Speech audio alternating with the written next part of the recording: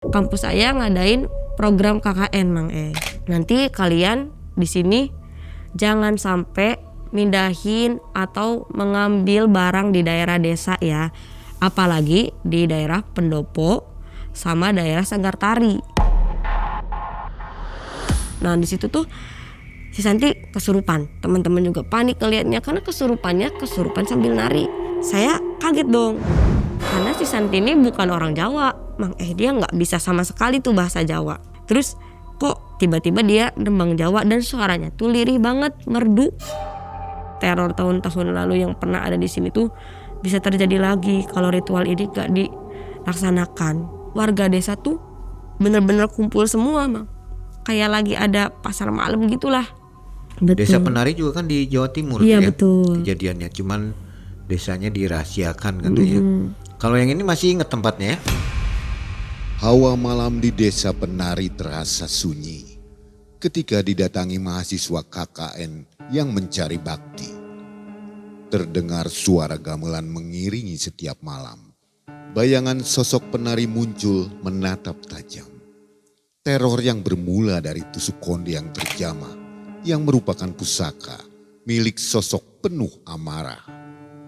Gangguan goib di posko datang silih berganti hingga membuat resah kelompok KKN Teh Ani.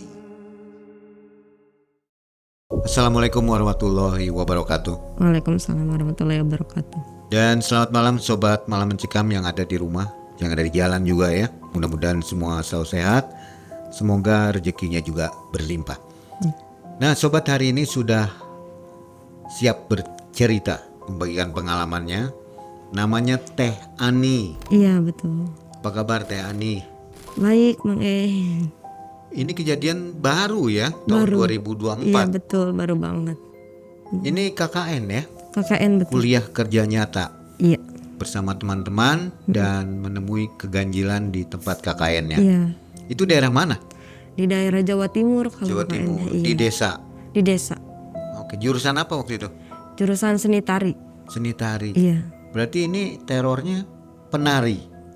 Penari. Mirip film ya? Iya betul. Hampir mirip, cuman sebenarnya beda Mang karena kalau ini tuh apa ya, lebih ke personal gitu kenanya. Gangguannya ke semua teman.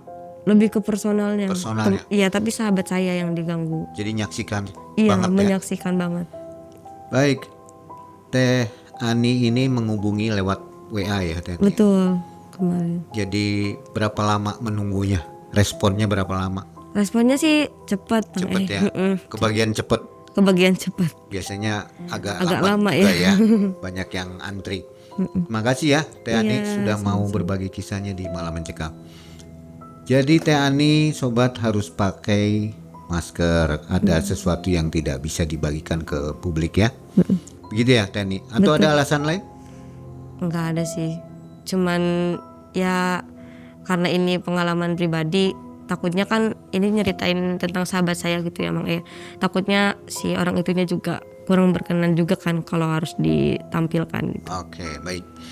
Nah sobat, siap-siap untuk nonton kisah dari Teh Ani ya. Ya. Malam Mencekam. Semakin malam semakin mencekam. Ini dia Teh Ani. Assalamualaikum warahmatullahi wabarakatuh. Innalillahi wa inna ilaihi rojiun. Sobat, seharusnya hari Minggu tanggal 30 November 2025 akan menjadi hari penuh cerita. Karena seorang aktor yang sudah kita kenal, Mas Gary Iskak, dijadwalkan hadir untuk mengisi konten di Malam Mencekam. Namun takdir berkata lain. Sebelum rekaman dapat terlaksana, Mas Gary telah lebih dulu meninggalkan kita untuk selamanya. Dengan hati yang berat, Mang dan tim Malam Mencekam menyampaikan ucapan bela sungkawa yang sedalam-dalamnya atas berpulangnya Mas Gary Iskak. Kepergiannya bukan hanya meninggalkan ruang kosong pada rencana pembuatan konten ini, tapi juga luka dan kerinduan di hati semua orang yang mengenalnya. Mas Gary dikenal sebagai pribadi yang baik, penuh semangat dan selalu memberikan warna pada setiap karya yang ia jalani. Kini panggung itu sepi. Bukan karena gagal, tetapi karena Mas Geri telah kembali kepada Sang Pencipta. Semoga almarhum mendapatkan tempat terbaik di sisi Tuhan Yang Maha Esa, dan keluarga yang ditinggalkan diberikan ketabahan serta kekuatan. Terima kasih atas kenangan dan inspirasi. Selamat jalan Mas Geri. Assalamualaikum warahmatullahi wabarakatuh.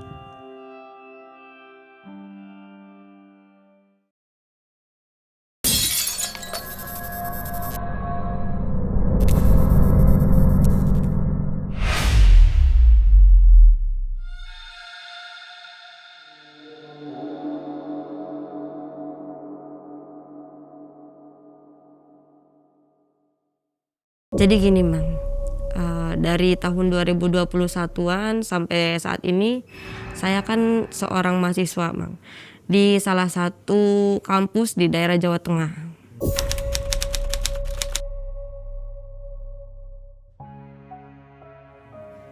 Saya bisa dibilang cukup aktif Mang di kampus, karena kebetulan saya jurusannya seni tari, dan di sana saya sering ikut pagelaran tari atau mungkin penampilan-penampilan seni lainnya, dan festival seni. Karena di kampus saya ini setiap awal semester ganjil itu selalu mengadakan festival seni Mang. Nah di situ tuh tapi bukan jurusan saya aja yang terlibat, jadi ada jurusan-jurusan yang lain juga. Makanya dari sana saya bisa mengenal banyak mahasiswa yang lain, dan mungkin saya juga bisa dikenal sama mahasiswa yang lain. Makanya dari situ bisa dibilang saya cukup aktif. Di kampus itu tuh saya punya sahabat, namanya tuh Santi Mang. Saya kenal dia dari awal masuk kampus, dari ospek kampus. Saya udah notice Santi tuh emang anaknya pendiam. Dia juga berbanding terbalik lah sama saya, karena dia tuh pemalu juga, introvert lah bahasa sekarangnya mah. Kadang kalau mau nanya ke orang pun harus ditemenin saya, atau mungkin saya yang nanya duluan gitu. Di situ tuh saya semakin mengenal Santi lah sampai semester sekarang, dan semester kemarin tuh di kampus tahun kemarin tuh kampus saya ngadain program KKN Mang. Di situ sebenarnya saya sama Santi tuh cukup excited gitu mendengar ada program itu, karena kan seperti yang diketahui banyak kalangan mahasiswa, katanya si KKN itu tuh identik dengan kayak kesenangan gitulah, seru katanya tuh. Nah di situ saya kan sempat ada obrolan lah sama Santi, kayak Santi kita mau KKN gitu, pasti seru banget nih kita KKN ke desa-desa gitu, kayak di TikTok kayak gitu-gitu kan. Di situ si Santi tuh malah murung Mang, katanya tuh, duh nanti kalau aku nggak sekelompok sama kamu gimana, nanti aku dapat temen gak di sana, gini dia ngeluh lah sama saya. Nah di situ saya bilang, udah tenang aja, kamu harus cari temen yang baru. Udah kan dengan KKN ini kamu bisa dapat temen baru, pengalaman baru, udah maksudnya tuh di enjoyin aja lah, kata saya kan gitu. Tapi si Santi tetap kekeh pengen sekelompok sama saya di situ. Berapa orang satu kelompok? Satu kelompok tuh 20 orang. Cuman mungkin saya sebutin beberapa nama aja ya Mang. Nama-nama ini sudah saya samarkan ya. Ada Arif, ada Ali, ada Rina, ada Ulis, ada Fatma, Santi, dan saya. Itu yang cukup aktif dan emang dekat sama saya.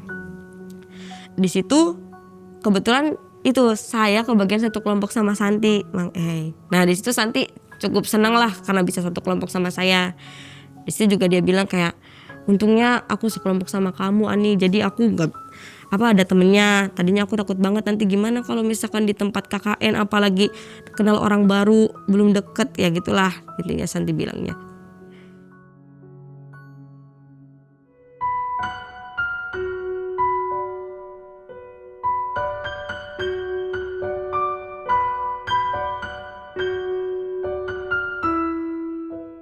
Beberapa minggu kemudian setelah adanya pengumuman, saya sama teman-teman berangkatlah ke sebuah desa. Desa itu tuh di daerah Jawa Timur. Nah sepanjang perjalanan saya lihat emang semakin lama semakin menuju desa, di jalanan tuh benar-benar vibesnya tuh alam banget lah, masih asri gitu, beda banget sama desa saya.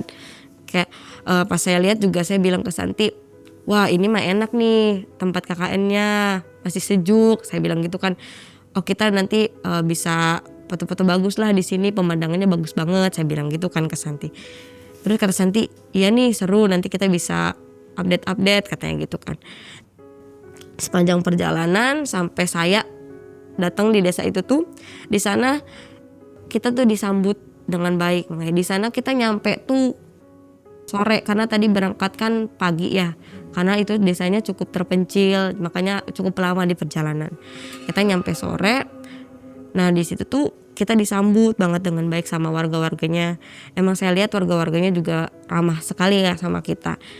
Nah di sana juga kita disambut sama kayak tarian daerah situnya, daerah desa itu.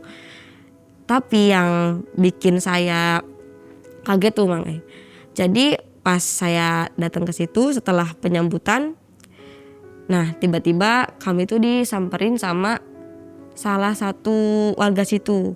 Nah yang saya lihat sih dia tuh udah cukup berumur, nenek-nenek gitu. Nah katanya sih dia tuh sesepuh di desa itu, ya kita bisa bilang dia mbah lah sebutannya. Nah si mbah itu tuh tiba-tiba bilang gini ke kita, nanti kalian di sini jangan sampai mindahin atau mengambil barang di daerah desa ya, apalagi di daerah pendopo sama daerah Sanggar Tari. Kita cukup kaget lah Mang karena maksudnya baru nyampe nih udah ada warning kayak gitu. Cuman kita mikirnya karena kita ngelihat tadi pas kita datang tuh kita disambutnya tuh kayak bener-bener masih kayak ada adat istiadat Jawanya, kayak masih kental banget lah. Oh jadi kita mikir, oh mungkin karena di desa ini masih kental sama adat istiadat Jawanya, mungkin masih ada keyakinan-keyakinan begitu. Kita kan pikirnya gitu ya, karena kita pendatang ya udahlah kita iyain aja gitu, nurut-nurut aja. Nah di situ kita cuman bilang, oh iya mbak siap kayak gitu tuh. Nah nggak lama kita di situ diarahin tuh sama aparat desa ke posko. Karena kan di sana kita juga udah disediain satu kontrakan rumah buat posko kita.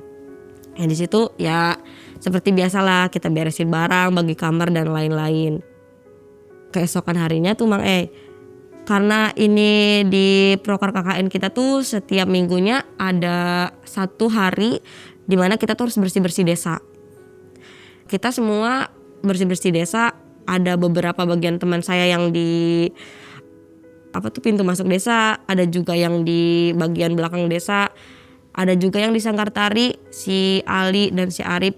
Kalau yang cewek-cewek di bagian pendopo, di situ ada saya, Santi, Rina, Fatma, sama Ulis yang di bagian pendopo. Sisanya dibagi-bagi. Nah di situ tuh saya lagi nyapu. Si Santi, si Ulis sama yang lain tuh lagi pada nyabutin rumput. Tiba-tiba Santi tuh manggil saya Mang tiba-tiba, Ani sini nih. Terus ya saya nyamperin lah, orang dipanggil ya. Pas saya samperin, si Santi bilang, tadi aku lihat di sini ada tusuk konde katanya tuh. Tusuk kondenya bagus banget tahu, apalagi buat kita nari. Nah si Santi ini tuh satu jurusan dan satu kelas sama saya Mang jadi kita sama-sama jurusan seni tari. Nah si Santi bilang, bagus nih buat kita nari tahu katanya gitu. Ini kayak aku belum pernah nemuin tusuk konde ini katanya gitu. Terus aku lihat tuh di sumber yang dia tunjukin, di situ aku nggak lihat apa-apa. Aku benar-benar nggak lihat apa-apa. Sampai aku bilang, apa sih San, orang nggak ada apa-apa, kataku gitu kan. Kata si Santinya, ada kok tadi aku lihat, beneran kok, aku nggak bohong kata dia gitu. Terus aku bilang, nggak ada San, kamu halu aja kali, kata aku tuh kan gitu. Halu aja kali, masih ngantuk atau gimana lah kata aku tuh, orang aku nggak lihat apa-apa. Di situ aku bilang gitu. Tapi di situ tuh si Santi kekeh Mang, kayak enggak bener kok lihat kata dia gitu. Saya mau coba buktiin buat tanya ke teman-teman saya yang lain. Saya panggil lah teman-teman saya yang lain, saya suruh lihat. Lis, Fatma ini sini kayak coba sini dulu. Terus saya jelasin, ini katanya tadi si Santi lihat tusuk konde di bawah pendopo sini nih, di bawahnya banget tuh. Coba dilihat soalnya aku sendiri nggak lihat apa-apa, tadi udah dicari kata aku. Terus mereka lihat lah, nyari juga tuh, dan emang mereka nggak nemuin apa-apa Bang. Tapi di situ si Santi kayak kesel tuh, kayak orang tadi beneran kok lihat, kalian tuh gimana sih, kaliannya aja kali nyarinya yang nggak bener, kata Santi gitu kan. Itu siang atau malam? Masih siang menjelang sore itu tuh. Kelihatan kalau ada ya. Kalau ada kelihatan dong Mang. Iya makanya. Tapi di situ nggak kelihatan sama sekali, sampai saya cari ke bawah-bawah rumput pun saya nggak lihat apa-apa. Santi kayak yang ngambek lah, karena kita nggak ada yang percaya sama dia gitu. Nah di situ saya cuma bilang kayak udahlah San, udah orang kita nggak ada yang lihat. Terus kamu meren kurang tidur atau gimana? Aku bilang gitu. Terus si Santi, ya udahlah kalau kalian nggak percaya cuma gitu aja. Nah di situ kita udah bubar tuh ke tempat masing-masing. Udah kita lanjut lagi tuh beres-beresin rumput, nyapu dan lain-lain. Sampai situ itu tuh kan siang menjelang sore tuh Mang. Sampai kita tuh beres-beres jam 5-an kita bubar ke posko. Di posko ya seperti biasa lah, bersih-bersih, masak. Terus kita juga ada rapat buat proker selanjutnya. Nah setelah rapat kan kita tidur ya Mang. Nah di situ tuh kebetulan saya tidurnya samping Santi. Jadi si Santi itu tuh dapat tempat tidur di paling pojok. Nah samping Santi itu saya, terus ngederet ada yang lain, sama di depan juga ada cewek-cewek lain. Nah di situ saya lihat Santi tuh nyender, tapi tatapannya tuh fokus ke depan gitu, kayak orang ngelamun. Nah di situ mukanya tuh kayak pucet banget. Situ saya sempat nanya, San, kenapa San? Karena kan sependiam-pendiamnya dia, saya nggak pernah lihat dia ngelamun kayak gitu. Terus pas ditanya, dia cuma nengok terus bilang, nggak apa-apa, dia bilang gitu. Ya udahlah, saya main HP lagi tuh, main HP. Terus pas saya tengok, si Santi masih aja dengan posisi seperti itu. Ya kan saya aneh ya makanya liatnya. Biasanya juga ngobrol sama saya atau main HP, tapi dia benar-benar cuma diem aja, kayak ngelamun. Di situ saya tanya lagi, San serius kamu kenapa, kata saya. Nah di situ dia cuma gini doang, geleng. Terus saya bilang, kalau ada apa-apa tuh cerita, kata saya, jangan dilamunin, saya bilang gitu. Terus dia cuman geleng-geleng lagi. Ya udah, kata saya, kalau emang kamu gak kenapa-napa, aku tidur duluan ya, kata aku gitu kan. Nah terus di situ saya tidur tuh, tapi ngadepnya nggak ngadep si Santi, jadi ngadep sana, ngadep ke sebaliknya. Nah saya sadar di situ tuh Mang, saya belum tidur sepenuhnya, cuman merem aja. Tapi di situ saya dengar ada suara nyanyian tembang Jawa. Saya tuh sebenarnya masih nyadarin diri saya ini mimpi atau bukan gitu. Tapi saya sadar itu saya belum tidur kok. Di situ saya cuman dengerin, terus saya coba melek, saya coba cari sumber suaranya dari mana. Pas saya tengok ke sebelah sini, ternyata sumber suaranya tuh dari si Santi, Mang. Kayak gimana ya? Kurang inget sih, cuman kayak gitu-gitu tuh. Cuman pakai bahasa Jawa, saya juga kurang ngerti bahasanya. Nah, di situ saya kaget dong. Karena si Santi ini bukan orang Jawa, Mang. Dia nggak bisa sama sekali tuh bahasa Jawa. Dia tuh bukan asli orang Jawa.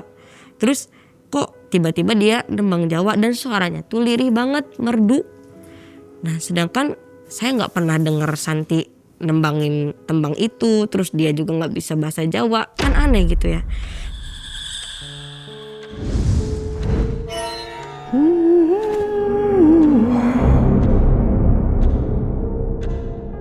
Saya coba pegang gitu tangannya, San, saya coba sadarin tuh, tapi dia diem aja, terus cuma natep ke depan, terus sambilnya itu nembang terus.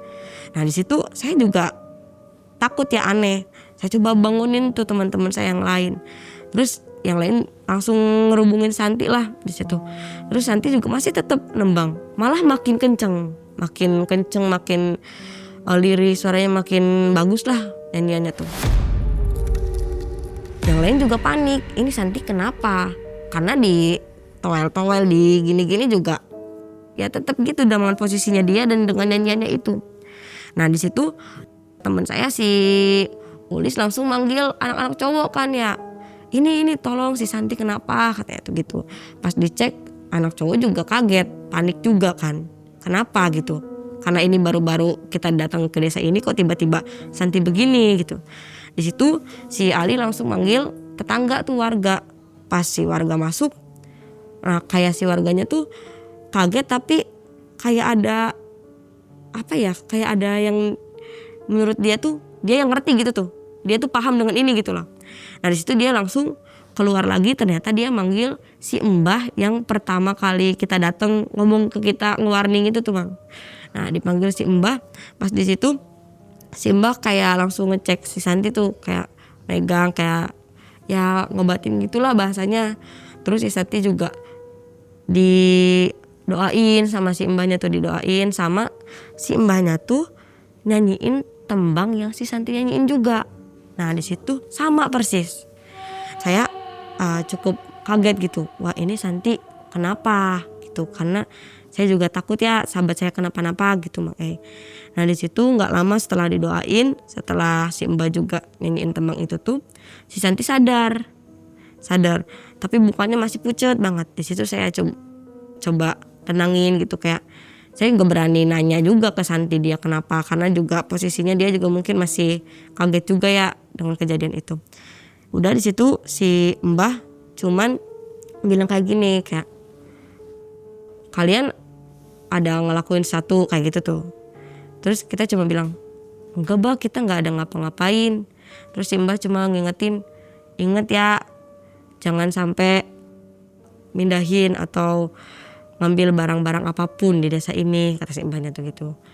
Oh iya Mbah siap, kita kan cuman mangut-mangut aja, karena kita ngerasanya ya kita nggak ada yang ngambil apa-apa gitu. Dan emang dari pas sebelumnya kan kita ada rapat juga ya Mang di situ nggak ada yang ngomong apapun tentang desa itu, ya fine-fine aja gitu.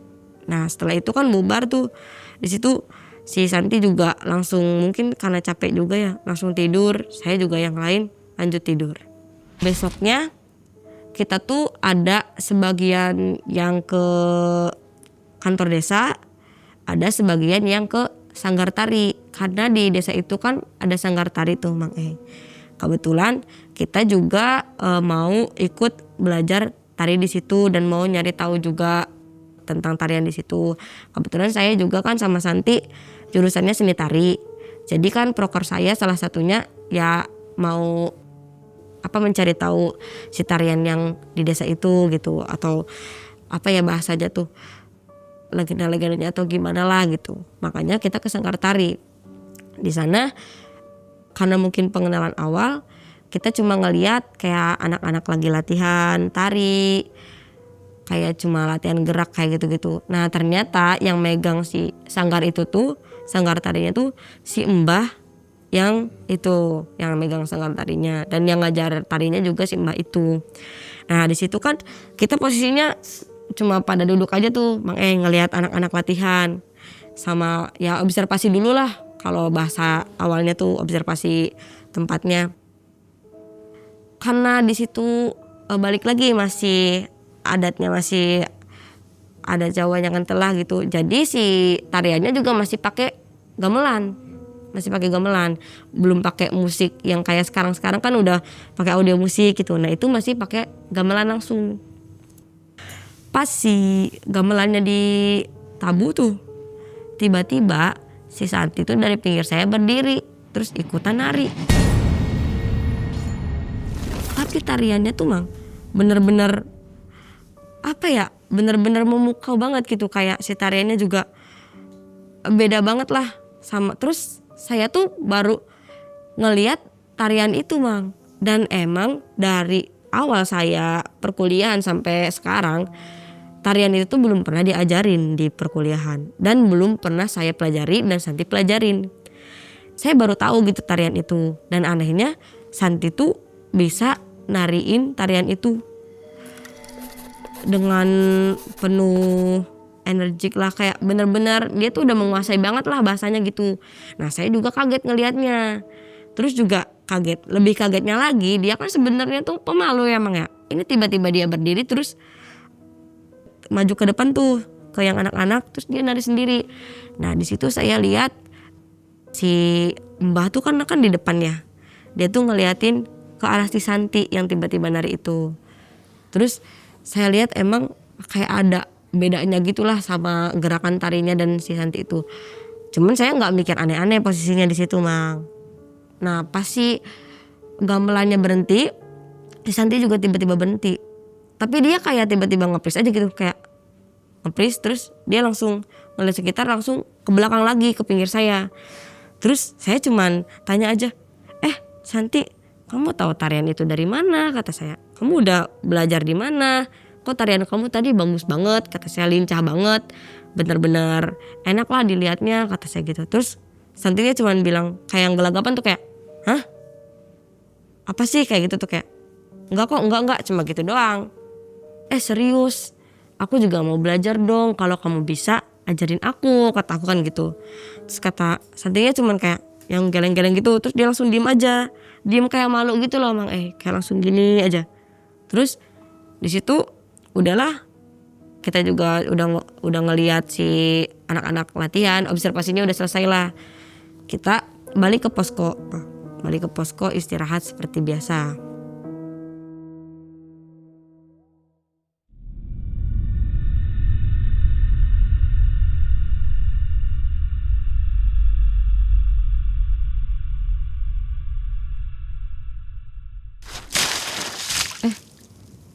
Topi nih malah mencekam, bagus juga nih, cocok gak Mak kalau pakai topi gini? Wah keren Keren ya? banget. Karena yang diutamainnya tuh sebenarnya proker yang seni tari terlebih dahulu, jadi besoknya kita ke sanggar lagi tuh Mang Cuma pas besoknya tuh kita bener-bener belajar si tarian itu, kayak diajarin kayak dari awal geraknya kayak gitu. Sampai pas di situ tuh pas kita lagi belajar itu kan belum pakai musik sama sekali ya, kayak cuman baru gerakan ukal dan lain-lain, kayak cuma 1, 2, 3 pakainya kayak ketukan aja tuh.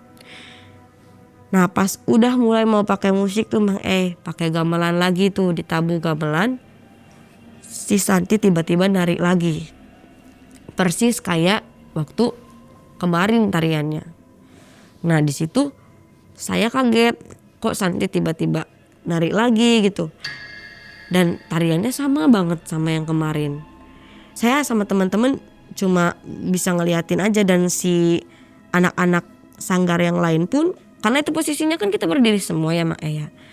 Mereka agak kaget, terus ngeliatin juga ke arah Santi, kayak mungkin aneh juga ya, orang pertama baru ke situ tapi udah hafal tarian itu gitu. Anehnya nih, lama-lama si Santi tuh narinya tuh makin energik, makin apa ya namanya itu, makin luas lah, sampai makin kayak makin kenceng aja gitu tariannya, nggak teratur lah nyam. Nah di situ tuh si Santi kesurupan. Sampai di situ kita semua panik dong, teman-teman juga panik ngelihatnya karena kesurupan sambil nari. Dia juga sempat kayak ketawa-ketawa gitulah bahasanya tuh.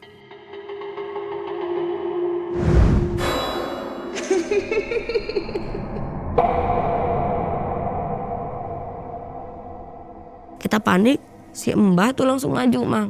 Terus dia langsung kayak megang si Santi tuh yang lagi nari tuh, dia diemin. Dia pegang tuh tangannya, bahunya, dia giniin. Terus dia tatap, si Mbah tuh natap si Santi.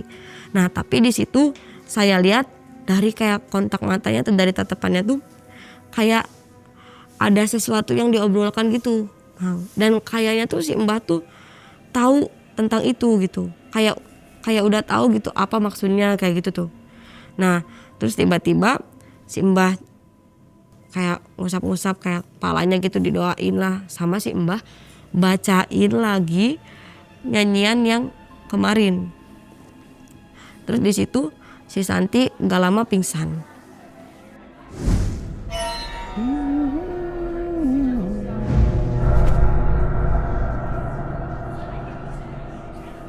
Nah pas pingsan itu saya langsung pangku ke ini tuh palanya. Terus saya coba nenangin biar bangun. Pas udah bangun tuh saya kasih air putih dan lain-lain, saya tenangin. Yang lain juga mungkin masih ada yang panik juga. Kita langsung duduk, terus ngelingker di situ kan. Nah tiba-tiba si Mbah nyamperin, terus mukanya tuh kayak serius banget tuh, kayak bisa dibilang kayak orang marah lah, tapi nggak yang marah yang gimana, cuman serius terus kayak orang marah. Di situ si Mbah bilang ke golongan kita kayak, kalian kan udah saya peringatin, jangan ambil sama mindahin barang apapun. Kenapa nggak nurut? Kata si Mbahnya gitu. Di situ saya sama yang lain kaget, Mang. Kenapa si Mbah tiba-tiba bilang gitu ke kita?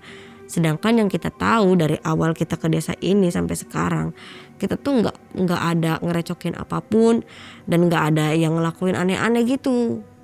Nah tapi tiba-tiba si Mbah dengan nada yang agak kenceng ngomong gitu ke golongan kita.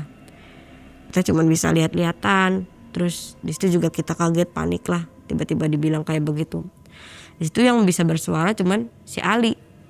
Si Ali bilang lah ke si Mbah, punten Mbah, tapi kita nggak ada yang ngambil apapun kok, kata si Ali. Kita juga nggak ada mindahin atau apa yang aneh-aneh tuh nggak ada Mbah, kata si Ali tuh gitu.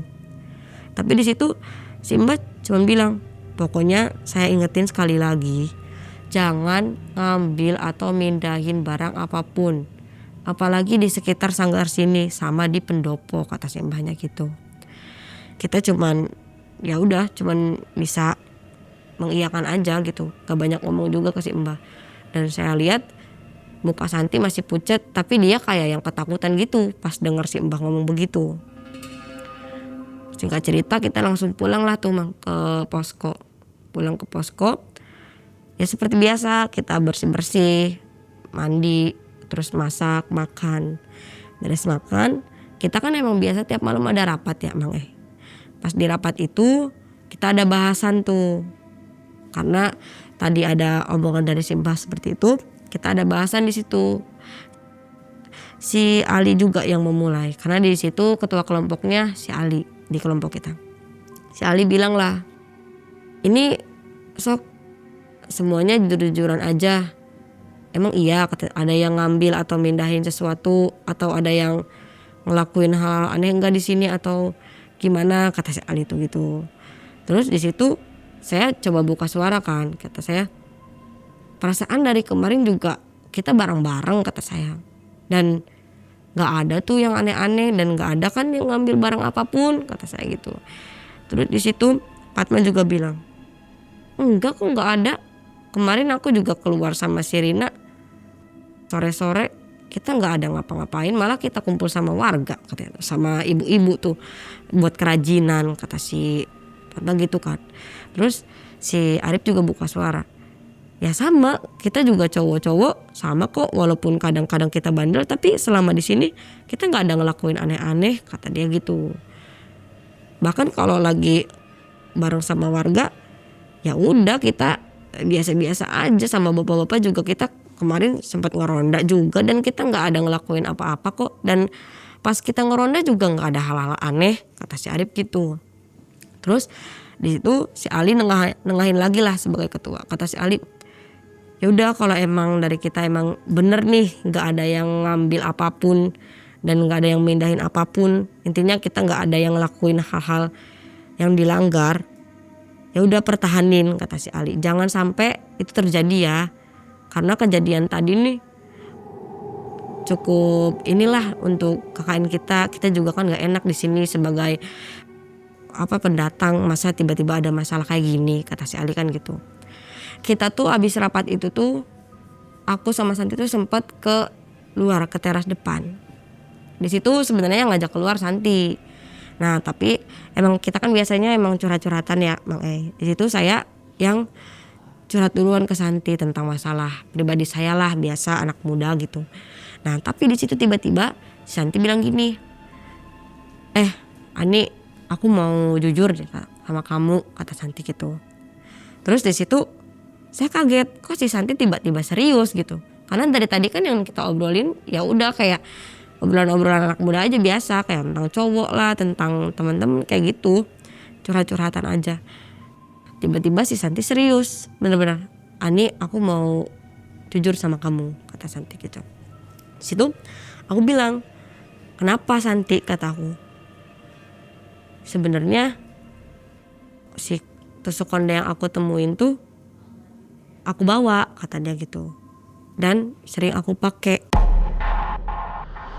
Setiap aku pakai tuh Ani, aku ngerasa aku tuh kayak arwahnya tuh cantik banget gitu setiap pakai itu. Dan si tusuk kondenya juga ringan banget Ani, beda sama yang biasa kita pakai nari, kata si Santi gitu.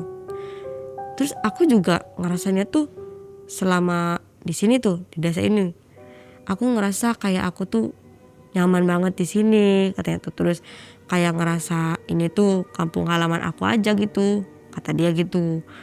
Ya aku kaget lah tiba-tiba si Santi bikin pengakuan kayak gitu. Sedangkan dari awal yang dia bilang dia nemuin tusuk konde tuh, ya aku nggak lihat apa-apa di situ posisinya. Ya aku nggak percayalah sama tusuk konde itu yang dibilang si Santi. Tapi di situ Santi ngomongnya benar-benar serius, Bang. Karena saya juga kepancing lah, kepo. Saya bilang lah, emang tusuk kondenya kayak gimana sih, kata saya. Coba sini saya lihat. Terus kata si Santinya tuh gini, katanya tuh, kamu mau ya, kata Santinya gitu. Lah terus kata saya, lah ya saya mau tahu aja kayak gimana tusuk kondenya, katanya bagus banget, cantik. Terus kata Santi tuh, adalah nanti aja aku kasih taunya. Pokoknya ini tusuk kondenya bener-bener bagus dan sering aku pakai kok, kata Santinya gitu. Terus aku bilang lah, sering kamu pakai, kataku tuh. Orang aku nggak pernah lihat kamu pakai tusuk konde itu. Ya itu mah kamunya aja kali yang nggak ngeh, kata Santinya gitu. Sebenarnya di situ saya sempat mikir, Mang, apa kejadian-kejadian yang terjadi sama Santi ini tuh gara-gara tusuk konde yang kata Santi itu. Saya sempat mikir kayak gitu. Cuman saya nggak berani ngomong apa-apa ke Santinya juga. Cuman di situ saya ada pikiran kayak pengen nanya ke si Mbak atau warga, tapi saya juga takut gitu. Jadi saya di situ cuma milih diem sampai udah tuh kita istirahat. Besoknya saya ke sanggar lagi nemuin si Mbah. Di situ saya nggak sama Santi karena Santi tuh di situ disuruh istirahat dulu tuh di posko, cuman ditemenin sama si Rina. Saya ke sana sama si Uli sama si Fatma ke sanggar. Kalau yang lain ada yang emang ke UMKM warga, ada juga yang bantu di balai desa karena ada kegiatan lain juga ya. Di situ pas di sanggar saya coba menanyakan ke si Mbah tentang kayak asal usul tarian di situ kayak gitu-gitu tuh. Nah di situ si Mbah jelasin, katanya tuh sebenarnya tarian di sini tuh awal mulanya sebagai rasa syukur, katanya tuh. Jadi makna dari tariannya tuh sebagai rasa syukur untuk hasil panen yang dikelola sama warga di situ, katanya tuh. Awalnya sih tariannya tuh kayak gitu. Terus di situ si Mbak bilang, tapi sebenarnya katanya tuh di sini juga dulu ada sosok penari. Sosok penari itu dia tuh setiap tampil nari tuh selalu memukau, katanya gitu. Bahkan banyak banget warga-warga sini tuh yang nungguin pertunjukan dia. Dan setiap dia ada pertunjukan tari, yang nonton tuh nggak pernah sepi. Karena si tariannya tuh ya bener-bener menarik aja gitu. Jadi kalau warga lihat dia tuh kayak tarian dia tuh arwahnya tuh beda. Katanya sih, kata si Mbah, dia tuh pakai ilmu gitu, ilmu untuk menarik, katanya gitu. Nah si ilmu menarik itunya tuh, nah itu yang bisa bikin warga tertarik untuk nonton pertunjukan dia. Ya intinya dia pakai ilmu-ilmu mistis lah buat tarian dia, biar dia tariannya lebih energik gitulah, biar yang nonton juga puas ngeliat tarian dia dan gak pernah bosen. Tapi pas dia waktu itu meninggal, katanya tuh dia meninggalnya secara tragis, kata si Mbah gitu. Nah di situ saya agak tertarik tuh dengan kalimat itu, maksudnya kayak meninggalnya secara tragis gitu.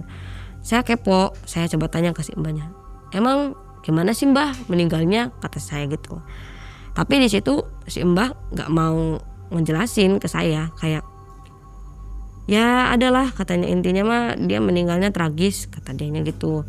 Saya nggak berani nanya lagi lah mang, maksudnya nggak sopan juga dong kalau saya nanya lagi ke si mbahnya. Saya cuma bilang, oh gitu ya mbah, kata saya. Iya, dan sampai sekarang pun si roh penari itu tuh masih terus ada di tusuk kondenya, katanya gitu.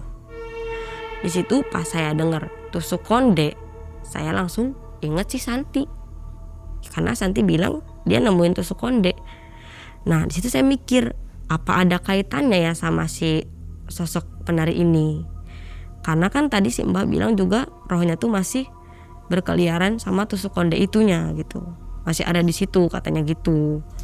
Itu saya tapi nggak berani ngomong ya ke si mbahnya. Saya juga takut dong mang, kalau saya ngomong si mbah takut ke yang lain juga kena, takutnya kita diusir atau gimana. Saya nggak berani lah intinya buat ngomong. Saya cuma diem aja, terus ngedengerin si mbahnya cerita lagi, karena di situ juga si mbah jelasin lagi lah lebih luas tentang tarian-tariannya. Jadi cerita yang si roh penari itu tuh si mbah stop sampai situ. Lanjutannya si mbah cuma ceritain kayak jadwal latihan di sini, terus ada berapa anak yang ikut tari di sini, kayak gitu-gitulah intinya. Sampai setelah itu udah kita pulang ke posko. Nah pas kita pulang ke posko tuh mang, saya lihat kan si Santi di kamar, dia tiba-tiba kesurupan mang. Kesurupannya tuh lebih serem dari yang sebelumnya, dan saya baru lihat kesurupan yang seserem itu mah. Sampai dia tuh bener-bener badannya tuh ngebeku gitu, dan dia nggak gerak sama sekali pas itu. Di situ wah udah kacau lah situasinya, udah panik semua. Ada yang nangis, ada yang manggil warga, sampai di situ warga kumpul semua tuh ke posko saya. Karena si Santi ngebeku, tadinya kan posisinya dia habis kerasukan, wah parah banget tuh, brutal lah kerasukannya. Di situ dia pas ngebekunya kan dia posisi duduk. Nah di situ sama salah satu warga ditidurin sambil nunggu ada warga yang manggil si mbah lagi, karena emang yang katanya bisa nyembuhin di situ cuma si mbah itu.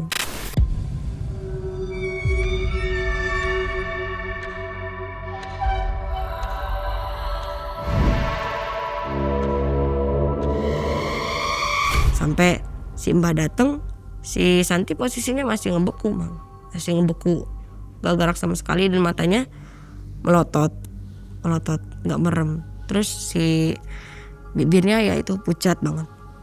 Di situ saya juga nangis lah, saya takut si Santi kenapa-napa gitu. Apalagi setelah saya tahu tentang tusuk konde yang diceritain sama si mbah itu. Di situ saya cuman nangis di pinggir Santi. Terus si mbah tiba-tiba datang. Pas si mbah datang, si mbah ngecek tuh, kayak pegang tangan Santi, terus ya pala semualah. Pas si mbah ngecek, gak lama si mbah tuh diem natap mata si Santi. Tiba-tiba si mbah bilang ke kita, katanya tuh, ini harus ada ritual, katanya gitu, ritual. Nah di situ ya kita sama teman-teman kaget lah mang. Tiba-tiba ritual gitu, ada apa? Kenapa bisa sampai ritual-ritual begini? Karena kita kan juga belum pernah gitu ngikut-ngikut ritual, dan yang saya tahu ya ritual tuh di mana-mana tuh cukup menyeramkan gitu ya. Dan katanya kan bisa sampai ngerenggut nyawa juga kan kalau ritual-ritual gitu. Di situ saya panik, terus kayak saya langsung bilang ke si mbah, ritual gimana mbak? Ini Santi gimana? Di situ saya langsung panik lah sambil nangis ke si mbah. Udah kata si mbah tuh, pokoknya ini harus ngadain ritual, nanti saya yang bantu, katanya gitu. Soalnya ini roh Santi harus dibantu buat kembali, kata si mbahnya tuh gitu, buat balik.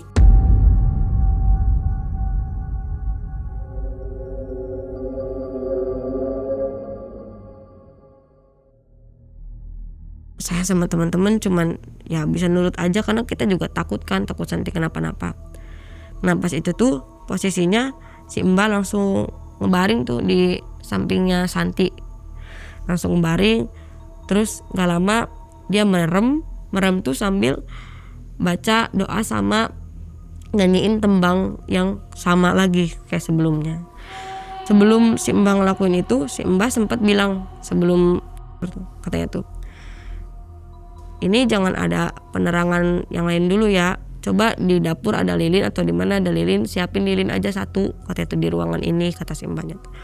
Tapi jangan banyak orang di sini, cukup beberapa orang aja, kata si Mbahnya gitu.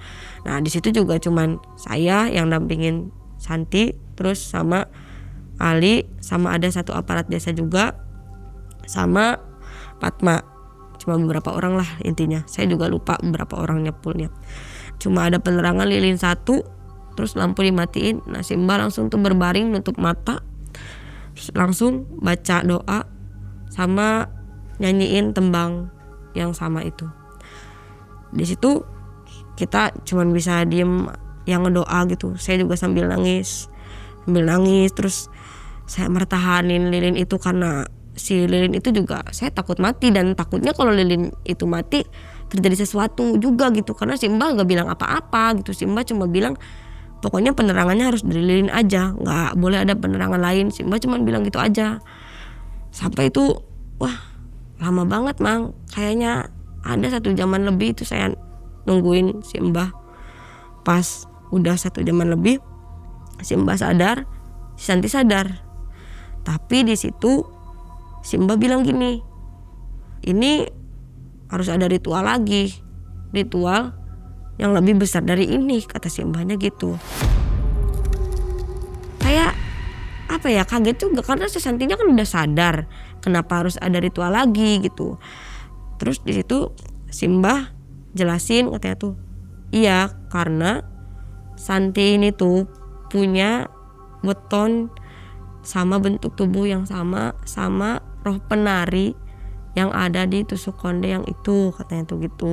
Dan posisinya roh penari ini tuh suka sama Santi, dan si Santi tuh ditahan di sana sama roh itu. Terus si roh penari tuh minta apa gantinya tuh untuk tumbal ganti si Santi tuh 1 ekor kambing, katanya tuh gitu.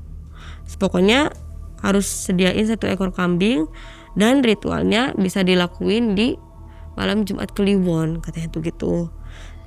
Kebetulan malam Jumat Kliwon kan gak di hari itu ya Mang, ada di hari lusanya kalau nggak salah. Pokoknya beberapa hari kemudian malam Jumat Kliwon.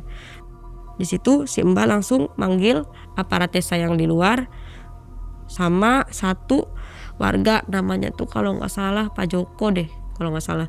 Nah di situ si Mbah langsung bilang ke Pak Joko, tolong cariin kambing yang emang biasa, kata dia gitu.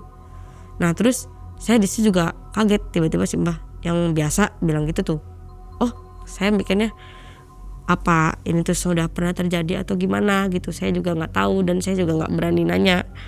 Cuman di situ si Mbah jelasin tuh ke pihak aparat desa, ini harus ritual sama. Di situ si Mbah kayak ngobrolnya tuh pakai bahasa Jawa gitu, tapi saya juga nggak ngerti obrolannya tuh apa.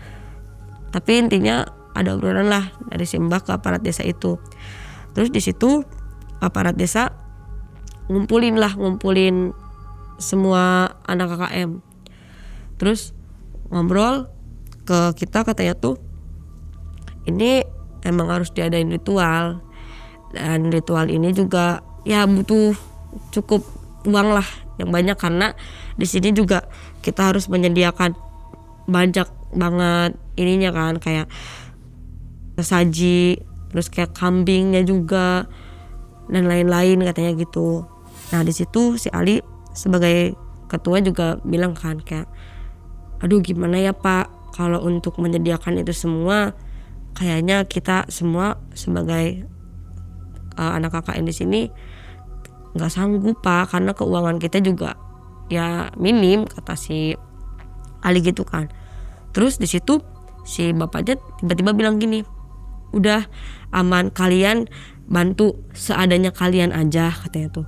Nanti sisanya biar kita sama warga yang tanggung, karena kalau misalkan ini nggak terjadi, nanti yang kena imbasnya desa sini, katanya tuh. Jadi nanti kejadian tahun lalu, teror tahun-tahun lalu yang pernah ada di sini tuh bisa terjadi lagi kalau ritual ini gak dilaksanakan.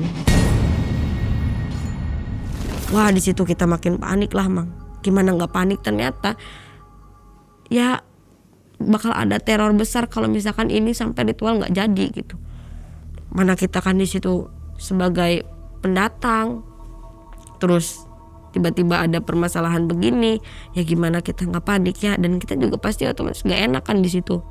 Beberapa hari kemudian ada ritualnya, terjadi ritual. Ritualnya tuh dilakukan di satu lapangan di desa itu. Nah, di sana tuh warga udah nyiapin banyak banget sesaji di situ juga ada kambing, ada juga kayak kalau di Jawa mah kayak bancakan gitu yang udah disiapin warga desa tuh bener-bener kumpul semua di lapangan itu. Kayak apa ya, kayak saya ngelihatnya malah keramaian itunya tuh bener-bener kayak lagi ada pasar malam gitulah. Tapi ini tuh ritual. Nah, saya juga baru pertama kali ngelihat kejadian itu karena dari awal saya lahir saya nggak pernah ngelihat ritual begitu. Saya kaget lah ngelihat itu. Begitupun teman-teman saya yang lain, aneh ngelihatnya.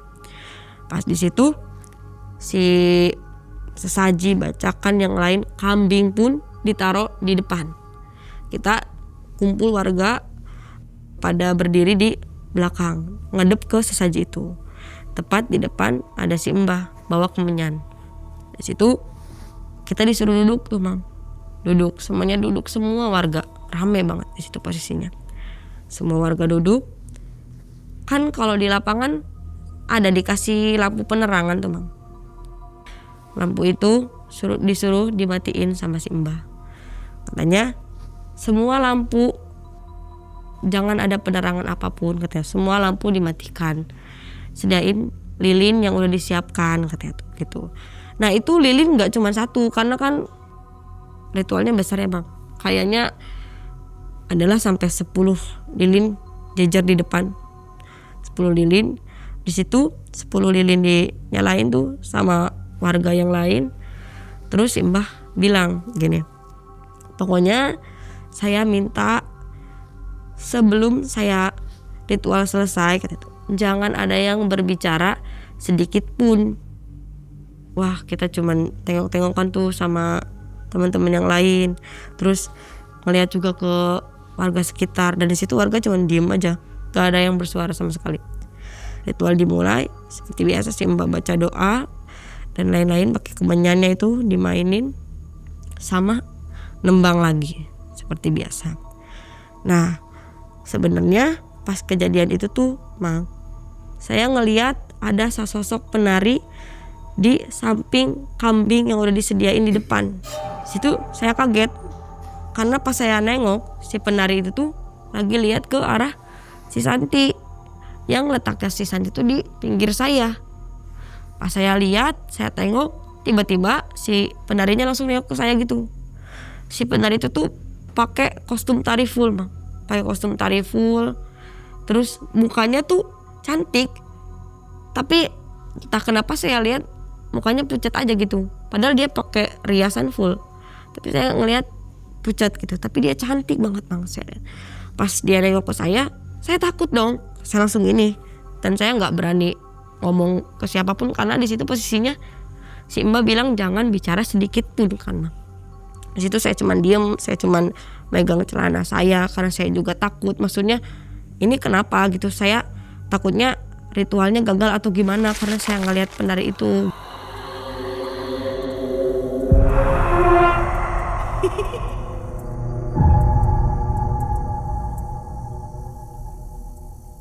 Setelah itu ritual ternyata alhamdulillahnya berhasil, Mang, dan terjadi secara hikmat. Setelah si ritual selesai, si Mbah langsung potong si kambingnya tuh, dipotong tuh sama si Mbah.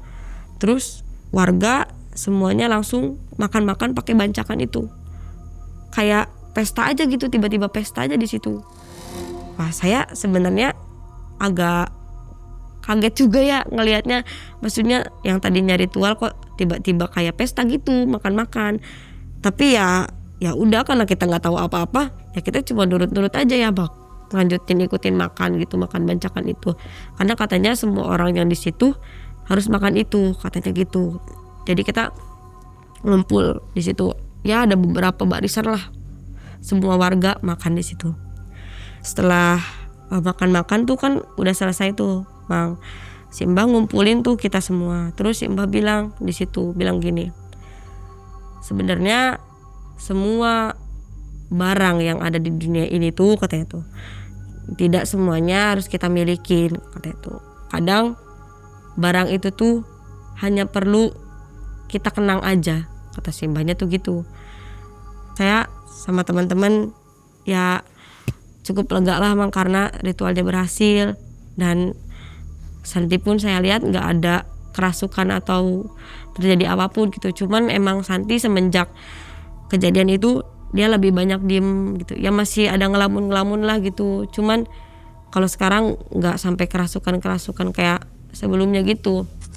Nah setelah kejadian itu tuh besoknya Santi tuh sempat bilang ke saya, Ani, waktu kejadian semalam, waktu ritual, aku lihat sosok penari itu tuh datang.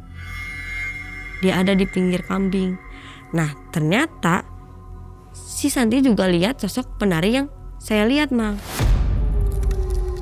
Saya bilang, oh kamu juga lihat, kata saya. Terus kata si Santinya, iya, dia ngeliatin aku terus.